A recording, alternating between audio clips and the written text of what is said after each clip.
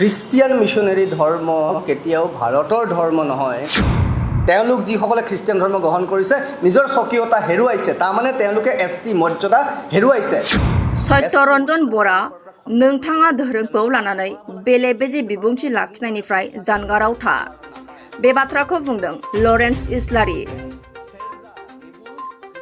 सत्यरन्जन बरानि धोरोमनि सायाव बेले-बेजे बिबुंथि होनायनि सायाव एमएलए लरेन्स इस्लारिया फिनजाथाय होदों। गोदो-गोदाय आजै-आजौ समनिफ्रायनो बर'फोरा गुबुन-गुबुन धोरोमखौ सिबियो, नाथाय बे समाव हिन्दुताबादि दैदेनगिरि सत्यरन्जन बराया बबे गुदुं सिंनिफ्राय ओंखारबोना बर' हारिनि गेजेराव बाथौ धोरोम आरो ख्रिस्टियान धोरोमखौ लानानै बेले-बेजे थासारि लाबोदों। बर' हारिनि बर' हारिमु खाम जथा सिफुंखौ लानानै बिबुंथि होनांगौनि मोन्थाय गैया। बे बाथ्राखौ बुंदों क'क्राझार सानजा जनजाति बिधानसभा बियाबनि एमएलए लरेन्स इस्लारिया। बर' हारिनि गेजेराव गावजों गाव धोरोमखौ लानानै गावस्राहोनो नाजादों हिन्दुताबादि दैदेनगिरि सत्यरन्जन बराया। भारत हादोरा गंसे धोरोम सायख'यै हादर। बे हादोराव रायजो जानाय गासै हारि माहारिनि थागिबि नोगोरारिफ्रा जायखिजाया धोरोमखौ लानो हानायनि मोन्थाय दङ होनना रोखा फोरमायो इस्लारिया। खाम सेरजा सिफुं हल बर'সকলৰ বাদ্যযন্ত্ৰ। এইটো বাথৌৰ বাদ্যযন্ত্ৰ হয়নে নহয় এইটো ক'বলৈ কাৰণে আপুনি কোন? এতিয়া আমাৰ বড়োসকলৰ দুলাৰাই বড়ো হাৰিমু আফাদ আছে। এই দুলাৰাই বড়ো হাৰিমু আফাদে তেওঁলোকৰ চেষ্টাত এতিয়া আমাৰ এই খাম জটা চেৰজা চিফুং ইউনিভাৰ্চিটিলৈকে আহিলে। ইউনিভাৰ্চিটিত চিলেবাছত অন্তৰ্ভুক্ত হ'ল। College music and fine arts কলেজত অন্তৰ্ভুক্ত হ'ল।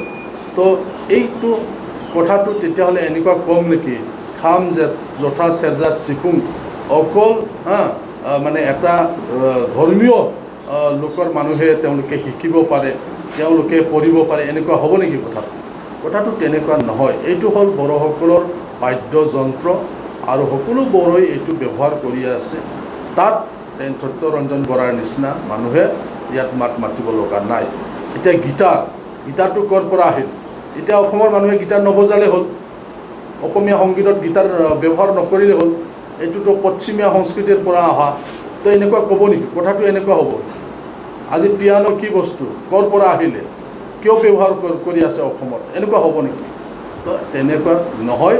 তো তেনেকুৱা তৰল যে মন্তব্য, এই তৰল মন্তব্যৰ পৰা আমি বুজিব পাৰোঁ তেখেত কি ধৰণৰ মানসিকতাৰ ব্যক্তি, সেই কথাটো এইবিলাক কথাৰ পৰাই মানে স্পষ্ট হয়। তেওঁক আদৰণি জনোৱা আছিল আৰু সেই আদৰণি জনোৱাত সত্যৰঞ্জন বৰাৰ সংগঠনেও তেওঁক পুনৰ বাথৌ ধৰ্মত অহাৰ কাৰণে সম্বৰ্ধনা দিয়া বুলি তেওঁ কৈছে। ইয়াতহে আমি মিলিত হৈছিলোঁ, বাকী তেনেকুৱা কোনো পৰিকল্পনা নাছিল বুলি তেওঁ স্পষ্টভাৱে কৈছে। এতিয়া কথাটো হ'ল কি, আমি বেলেগৰ সংগঠনৰ কথা ক'বলৈ নাযাওঁ। তো আমি দেখিছোঁ যে তেওঁলোকৰ সংগঠন বাথৌ মহাসভাটো এই কথাটো লৈ পেলাই ৰিয়েকশ্যন হৈছে। কোকৰাঝাৰৰ আমাৰ জ্যেষ্ঠ বাথৌ ধৰ্মৰ যিসকলে ধৰ্মগুৰু আৰু যিসকলে বাথৌ ধৰ্মৰ ফাউণ্ডাৰসকল আছে, তেওঁলোকে কৈফিয়ত বিচাৰিছে গণেশ বসুমতাৰীৰ ওচৰত যে আপুনি কেনেকৈ এনেকুৱা বড়োসকলৰ মাজত বিভাজন কৰা এনেকুৱা এজন ব্যক্তিৰ লগত কিয় আপুনি সংবাদ মেল পাতিলে, এই কথাটো তেওঁক মানে কৈফিয়ত তলব কৰিছে তেওঁলোকে। আমি এইটো সংবাদ মাধ্যমৰ যোগেদি আমি দেখিবলৈ পাইছোঁ।